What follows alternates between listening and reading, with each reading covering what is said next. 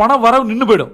அதை முதல்ல நல்லா பார்த்துக்கணும். அக்கௌண்ட்ஸில் நீங்கள் போடும்போதே எனக்கு ஒரு 3 months 4 months 6 months பணம் வரலனா என்ன பண்ண போகிறேன், எனக்கு வர வேண்டிய இடத்துல பணம் வரலனா நான் எப்படி இந்த பிஸ்னஸை ரன் பண்ண போகிறோம், அந்த ப்ரடிக்ஷன் ப்ரொஜெக்ஷன் இருக்கணும். என்ன பண்ண போகிறேன், எவ்வளோ நாள் நான் தாங்குவேன், இதை கற்றுக்கணும்.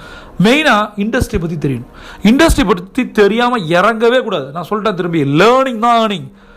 இண்டஸ்ட்ரி எப்படிப்பட்ட இண்டஸ்ட்ரி, அதில் எப்படி நம்ம காசு பண்ண போகிறோம், அதோட ப்ளஸ் மைனஸ் என்ன, அதோட ட்ரெண்டிங் என்ன, லேட்டஸ்ட் டெக்னாலஜி என்ன, இதெல்லாம் நம்ம கற்றுக்கணும். இது ஒன்றும் பெரிய ராக்கெட் சயின்ஸில் யார் வேணால் பண்ண முடியும். ஏற்கனவே சொன்ன அந்த சகோதரிக்கு என்னென்ன விஷயங்கள் பிஸ்னஸ் ஆரம்பிக்க தேவை அப்படின்னு சொல்லியிருந்தேன். முதல்ல அந்த இண்டஸ்ட்ரியை பற்றி தெரியணும் அப்படின்னு சொல்லியிருந்தேன். சரியா? இப்போ நான் இன்னொன்று சொல்கிறேன். எதற்காக இந்த பிஸ்னஸ் அப்படின்ற ஒரு கேள்வி நீங்கள் கேளுங்க.